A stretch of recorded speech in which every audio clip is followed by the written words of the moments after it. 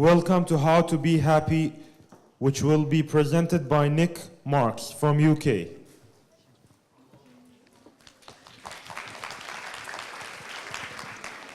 Thank you. Okay. Hopefully, all of you have a pen, a pencil, and a piece of paper. Hopefully, you are also sitting next to someone you don't know.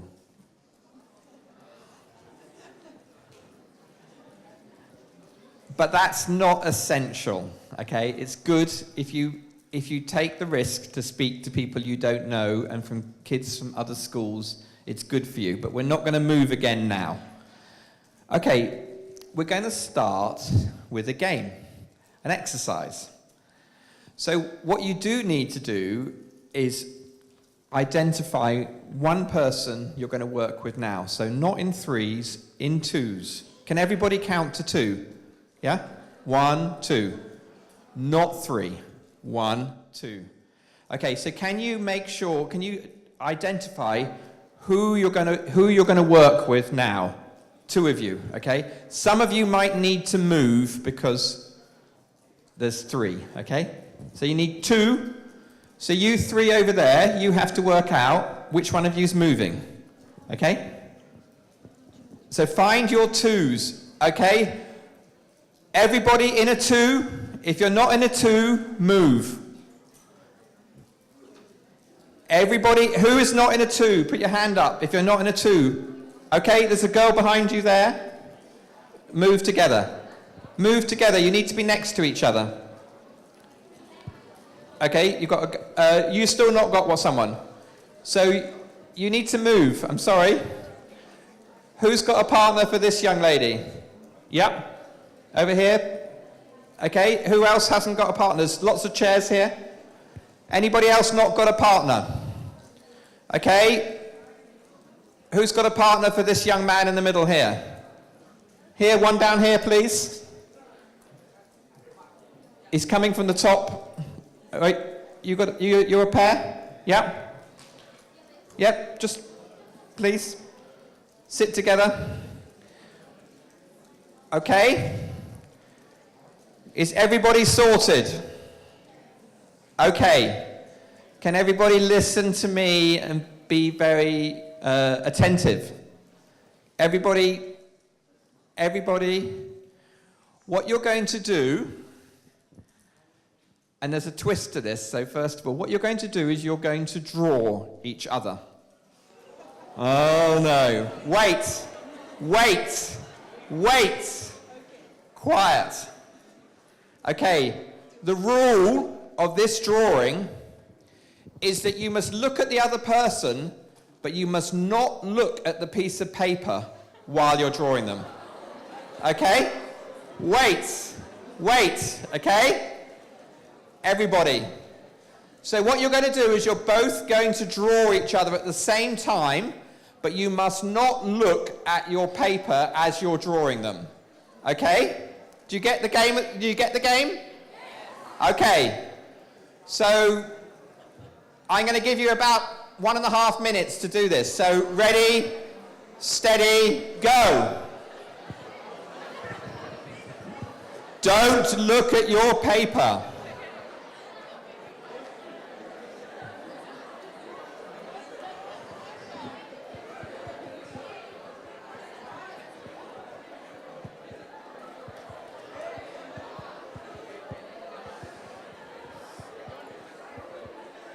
I can see some people looking at their paper. Don't look at your paper. Draw the other person.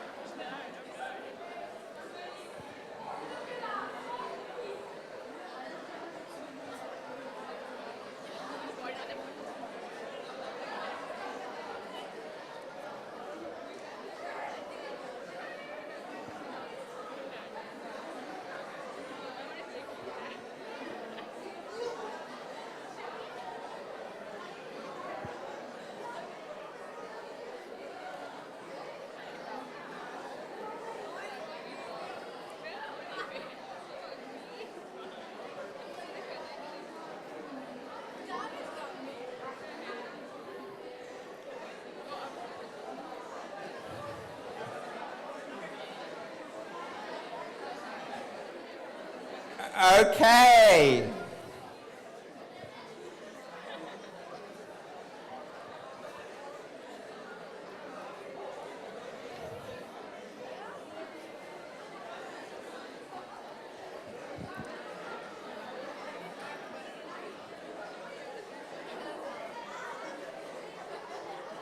Some interesting drawings, I think. Okay, who's heard of the painter called Picasso? Yeah, does some of yours look a bit like a Picasso drawing? An eye here and an eye there. Yeah. Okay, what I'd like you now to do is I would like you to sign your masterpieces with your names. Okay, I'd like you to sign them. And I would like you to give your picture to the person that you have drawn as a gift for them.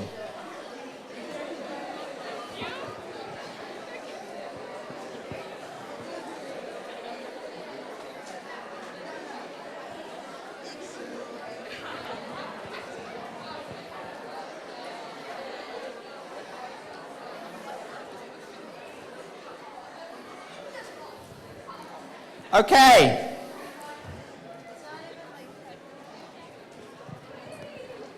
Let's draw the energy in here.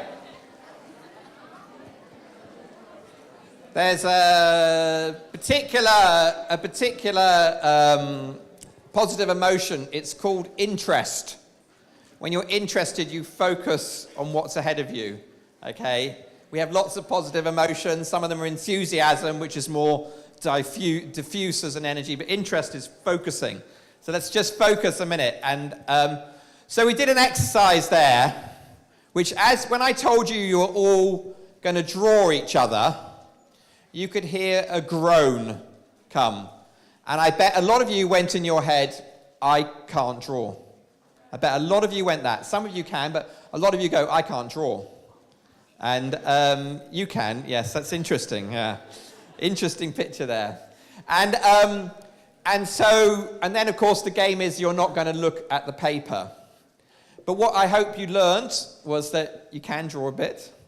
Now, what we did there was I did an exercise which illustrates the 5 ways to happiness. Okay? Because you connected with somebody, hopefully some of you with somebody you didn't know before. Right? And actually, you did something which is very, very unusual, which is that you looked at somebody for a minute and a half, and you probably had eye contact with them for about a minute and a half. And that's a very unusual thing to do. Normally, if we play that game of who can outstare the other one, after about 5 or 10 seconds, we look away. Okay? The only people that we really look into their eyes are people that we love, our parents. If we have a relationship with someone, we look into their eyes. But mainly we don't. And what happens when human beings look at each other, and they keep looking at each other, is what happened here, which is we start to laugh, we start to feel positive emotions. There was a lot of laughter in this room. And that's a way of connecting and making eye contact feel safe for us. We're laughing, communicating to each other that this is okay, because it can get quite scary. So there's a lot of laughter, a lot of positive emotions. The next thing was not really be active, because I didn't get you to physically move too much, but you were doing an activity. And be active is the second way to happiness. The third one was to take notice. You had to look at the other person's face. You had to notice that, yes, they did have 2 eyes and a nose and some hair. And maybe you tried to make their hair look a little bit like them. Though I saw some interesting ones down here that didn't look very like their hair. But you know, and actually most human beings do have 2 eyes and a nose and a mouth, and you probably tried to get them on the paper. But, and you might have noticed some other features of them, you know, where they're wearing a headscarf or they're not, glasses. Not many of you have got beards, but if they had a beard, you'd put a beard. Whatever, so you would notice things. You learned that actually in some ways you can draw. In fact, we all can draw. I mean, obviously, many of us don't practice that skill very much, but you were learning you could do something else. And then I asked you to give it to the other person at the end. And those are the 5 ways to happiness. And what what are the 5 ways to happiness? They were a project that I'm a sort of researcher. I've been interested in the field of happiness for the last 15 years. And one of the things that I've been very keen on is how do we communicate about happiness? Everyone knows that people want to be happy in life. I mean, I should think all of you would prefer to be happy than unhappy, at least, yeah? It's not that happiness is not the only goal. I think a lot of us want to do something that's meaningful, that's purposeful, that is good for other people. But happiness is important. So how do we become happier? There's actually very little advice on that. You've probably given all sorts of advice on how to do maths better, how to do other things. But are you given advice on how to be happier in life? Not many people are. So I wanted to create some very simple ideas, and those are the 5 things, which are connect, which is that our relationships are the most important thing for our happiness. They're the base of our lives, whether they're relationships with family, with friends, with colleagues later, with parents, that they are the most important thing. Sometimes relationships don't go well. Yeah, you all will have experienced, falling out with a friend, being bullied, or perhaps even being a bit of a bully when we can bully others when we feel insecure ourselves. You may have different relationships with your parents. Some of you will get on really well with them. Some of you less well. You'll have teachers that you get on well with and less well. But connecting to people that give you energy in life is really, really important. And luckily, we're all different, and we actually quite like different groups of people. But I sometimes think of people in my life as either like a radiator. You don't need radiators in Dubai, do you? Okay. But in the UK, we need radiators. They're like what heats our houses, so they give off a warm energy. Whereas a drain is something that sucks your energy. And sometimes we find people that seem to drain us, that seem to pull our energy out of us. And sometimes we find people that really give us energy. And one of my pieces of advice in life is try and be around people that give you energy. Really do not get married to someone that you find very draining. Okay, you won't have a good relationship, okay? But really choose people that actually make you feel better and respect you. It's really, really important. The second one is being active, which, as you can see from the physical body I have, is not my total strength in life, yeah? Okay, but I am learning as I get older that actually walking, I'm not a creature of speed. Some of you are probably runners, really, really sporty and things like that. I do play a bit of tennis, but I try and stand in the middle of the court and not move too much. But actually moving is really, really important. So I go out for walks. It's actually where I think a lot when I'm on a walk. But moving is really, really good for your happiness. The next one is to take notice. And that's about noticing what's going on in the world around you, being observant, being aware of what's happening. It's also about being aware of what's going on inside you, listening to the messages inside you. We all have these little feelings, and sometimes we have choices about whether we push those feelings down and away, or whether we let them come up and we look at them. My advice with you is take your feelings very seriously in life and think about them. You can reflect on them. They have this thing in psychology which we have emotions, which we feel, emotions and feelings are very related. Strictly speaking, a feeling is when we recognize that we have an emotion, psychologically.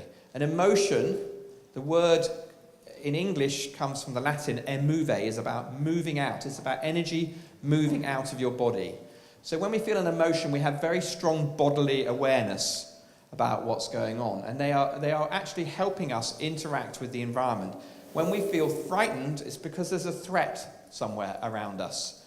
When we feel angry, it tends to be because someone has what we call violate a norm, but basically they've overstepped a boundary for us. We hold a certain value and someone has crossed that value for us. It's when we tend to feel angry. We feel sad when we lose a support system around us. And that can be anything from losing a friend, from not seeing somebody for a while. If you've got a pet and the pet dies, it's very sad. Obviously, if you lose a parent, a friend, actually, through death, that's a very sad thing. And grief and sadness are natural processes for human beings. They actually help us save energy while we look around for a new support system. If you're feeling sad, it actually doesn't pay you to rush around and do something new. It's better to lay low for a bit, and so it's very, very functional. So noticing these feelings going on around us is really, really important messages for what's around. Now, when you have your cognition, your intelligence, your thoughts, you can use these feelings as information. Just because you're feeling angry does not mean to say you have to hit somebody or beat yourself up. It's a piece of information for you to decide what is a good strategy to go forward. It's what psychologists call self-regulation, which is that we need to learn to master our emotions. But to master them does not mean to ignore them. To master them means to get to know them and to listen to them and then think how we want to react to them. And you have a choice. And in fact, all of us make choices about how we react to our emotions. So with some people, when we say feel angry, it's a very strong emotion, anger, we will go, oh, it isn't safe to be angry with this person. You know, maybe it's your teacher that you feel angry with, and it's not good to, you know, be angry with them. So you just put it aside, and then maybe you talk to your friend about it afterwards, or you talk to your parents about it afterwards. But if it's your brother or sister, you probably just get angry straight away. So we actually change the context of how we regulate our behavior. And that's very normal, and that's very functional. Taking notice is really, really important for that, and the learning process that goes on there. Emotions help us learn. And then the last one was give. And one shouldn't underestimate the power of giving in our lives. That actually all of us have something to give in this world. Whether it's something simple, like a gift to somebody, whether it's our support to somebody when they're in need, whether it's a skill that we have, whether it's that we feel passionate about an issue in the world. Maybe you feel passionate about the environment. Maybe you feel passionate about social injustice, the poor in the world. Maybe you feel passionate about the treatment of the girl child across the world. Maybe you feel passionate about business and how to make the world function better. Lots and lots of things that you can feel passionate about.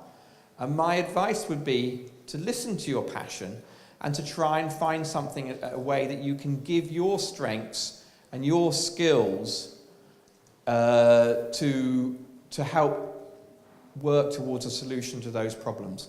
There are lots and lots of issues in this world, lots and lots of things that don't go right. And if you want to make a really meaningful, worthwhile life for yourself, then think about what makes you passionate and try and work and use stuff in that way of life.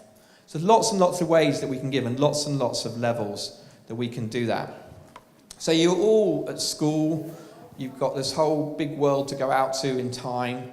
And one of the things that I would give you a strong piece of advice was that when you start thinking about a job or when you start thinking about a university or things like that, is think about what you're good at and what you enjoy doing and try and make sure that's part of it.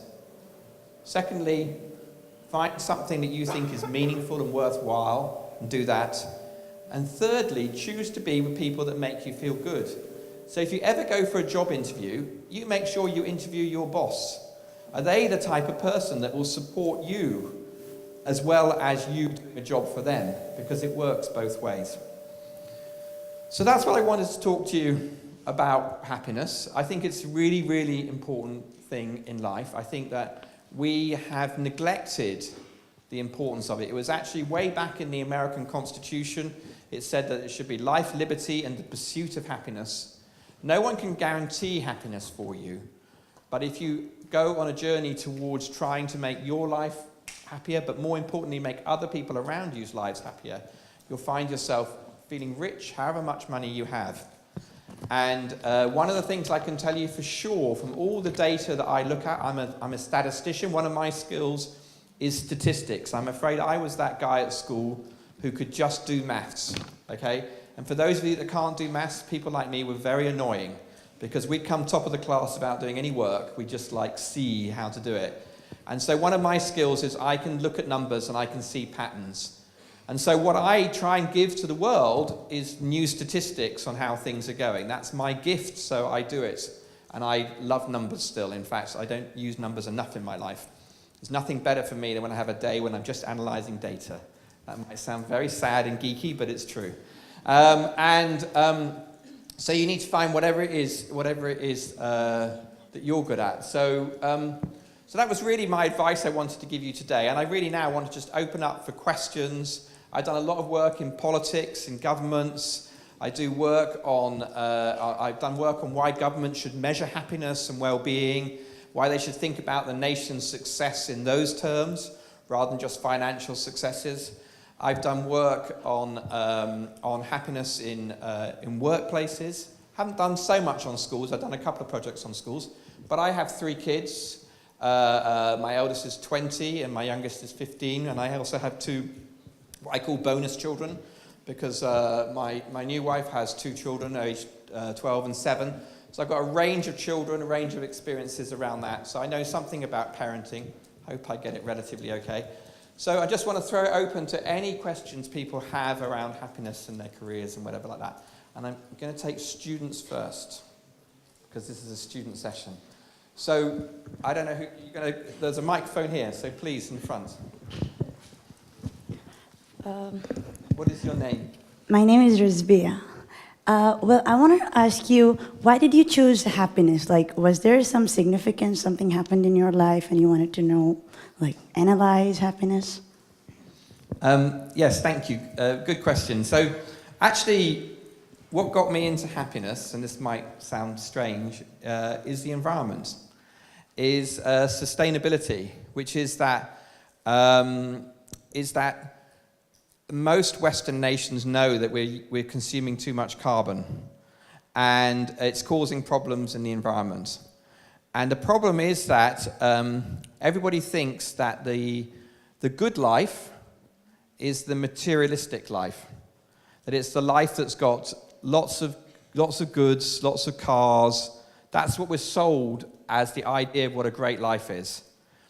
And I had a feeling that the problem was not in our technology. We have great technology. It was not in our understanding of the environmental issues. Climate change has been understood for 20 years.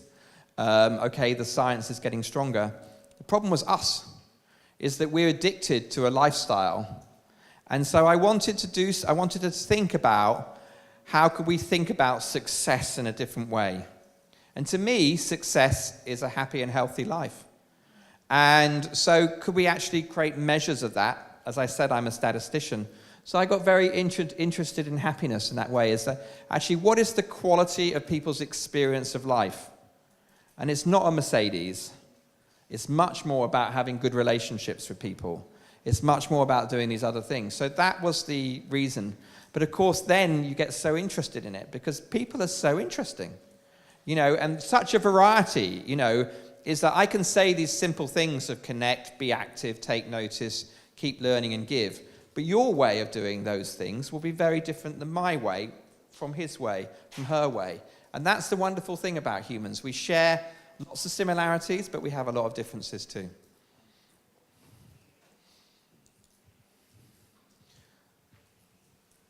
Please.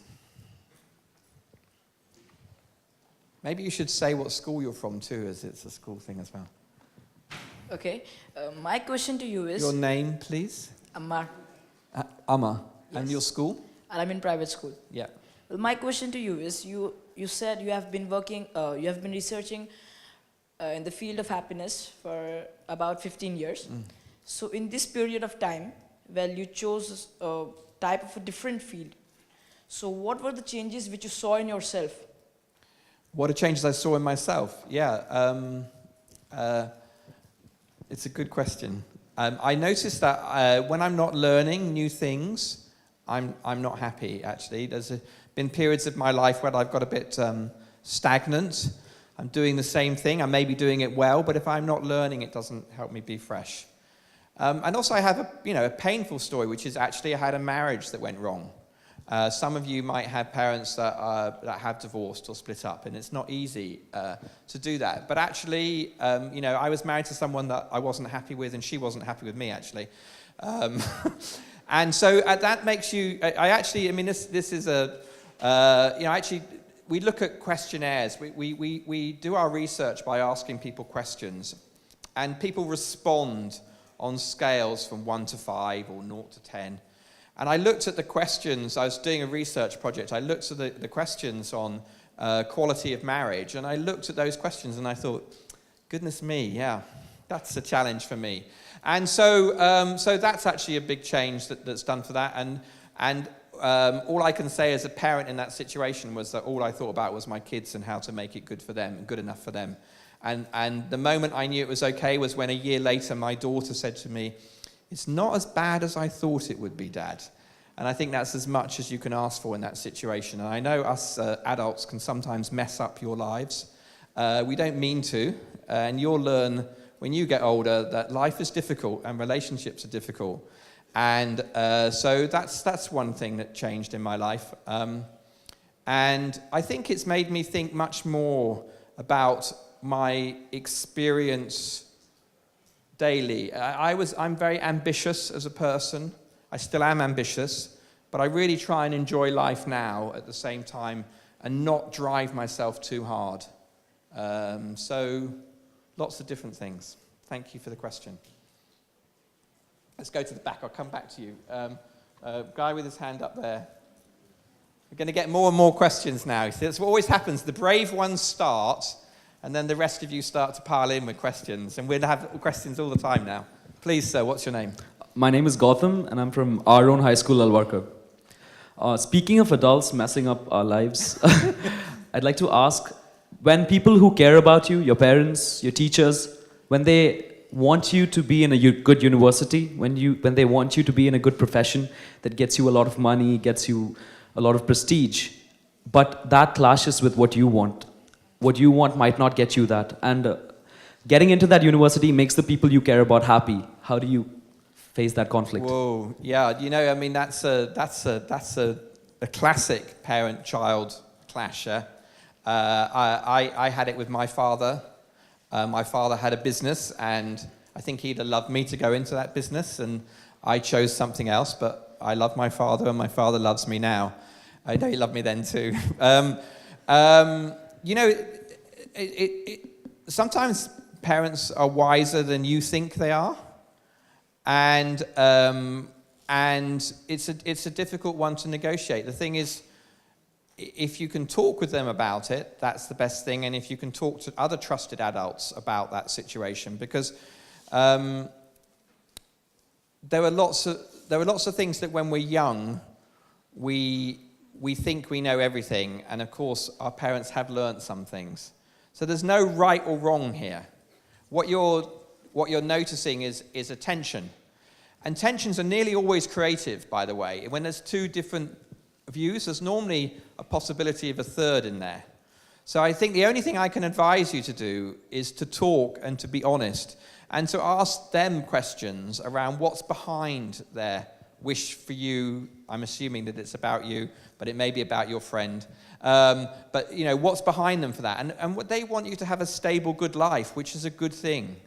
But also there's adventure in the world, there's new ideas, there's passions. So all I can say is to talk and connect around that and to notice what's going on and to ask them questions that deepen their reflections on it. Try and get them to think about what's behind their wish for that. They only wish you well, I should think. There was one at the front here. Oh, God, there's so many now. Just come here and then we'll go up there somewhere, okay?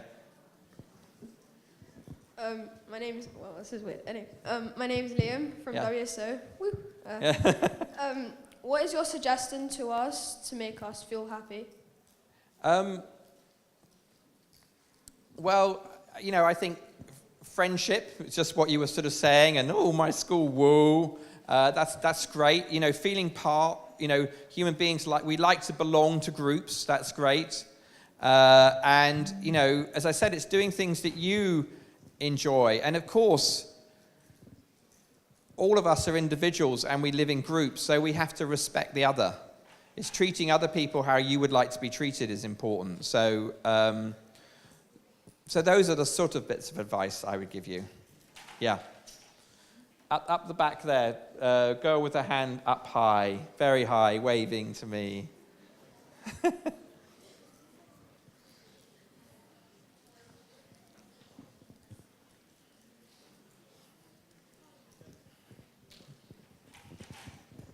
Good morning. My name is Ishika and I'm from Crescent English High School. My question is that how to control our emotions and how to be strong in difficult situations. Very good question. Practice. Practice is one thing. Controlling our emotions, yeah. We have to learn what our emotions are. So one of the things is to try and differentiate between emotions. So don't just say, I feel bad. Try and think about, am I feeling sad? Am I feeling angry? Am I feeling frightened? Particularly those three, frightened, anger, and sadness. We can mix them up. I know that when I was young, if I got sad, I used to actually turn that into anger. I felt upset, I'd lost a friend, and I would turn that into anger, which is a very different reaction than sadness. Sadness is slowing down, and anger is lashing out or trying to prevent a future violation. So try and differentiate between your emotions. Another thing is to think about what's going really well in your life. When you've got a difficult emotion coming up, is actually think about what are your positives, where are your supports, what am I good at, what's going well in my life. Sometimes we can fix very much on what's going wrong and not notice enough what's going right. And in a sense, we have to work against evolution here, because evolution has made us pay very strong attention to what's going wrong, because threats can kill us. From our evolutionary past, if there was a tiger or a lion or a snake, we were in danger very quickly. So the fear draws us very, very closely to it, right? But if you miss an opportunity to do something, which is what positive emotions are more about, it doesn't really cost you quite as much. It's a missed opportunity, but it's not. But with modern life, where we have so much safety around us, and we really do live in the safest times that virtually there ever are. I mean, beware of motor cars, they can kill quite easily. But but most of our predators, we don't have predators. So life is pretty safe. So actually we should be paying much more attention to our interests, our enthusiasm, our joys, because that's where we're going to develop. So take the energy from the things that are going well in your life to resolve the problems. And don't sweat the small stuff. There's so many small things that go wrong in life, and they're not really very important. So, try to get your attention away from them. So differentiate and put in perspective and draw on your strengths. That's my answer to that one. Please, the young lady there in brown. Okay, this is the last question, I'm afraid. Sorry. We could go on all day, couldn't we? It's such a good subject, happiness. Think about it. First of all, good morning. Morning. My name is Abihar, and I'm from the City School International. My question to you is, sometimes in life when we lose someone, we don't know what to do. We feel like talking to a friend, or we feel like doing something else, like saying hello. So in your opinion, what is the best choice? So when we lose someone, you're talking about a friendship or something like that, it makes us feel sad. And there are different ways that we can react to that. And I think going to seek support from people that you trust, that you like, that will listen to you, is very good. We can do some things which are distractions, which actually do something different. Something sad has happened, but we can still go and do something like go for a walk or do some sport, play some music. Actually, music is a beautiful way to shift our moods. So, I think all of you probably listen to music, and, we listen to Happy. I really enjoyed that. If you're in the room, thank you, that group. I really enjoyed that.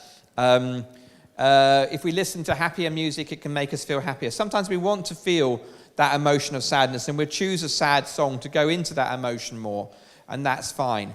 What I would say about sadness is don't do what some people do, which is to suppress it.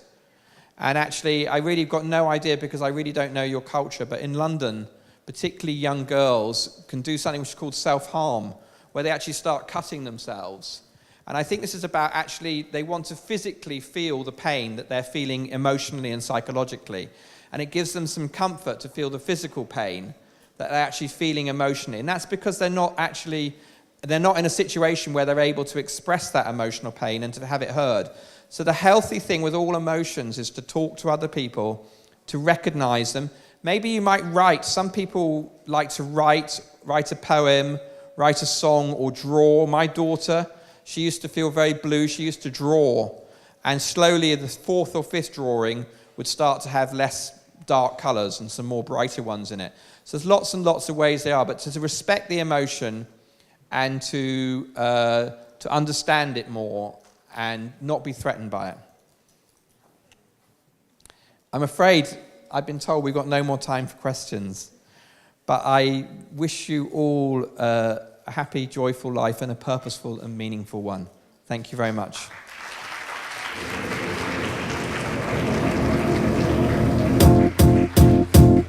It might seem crazy what I'm about to say.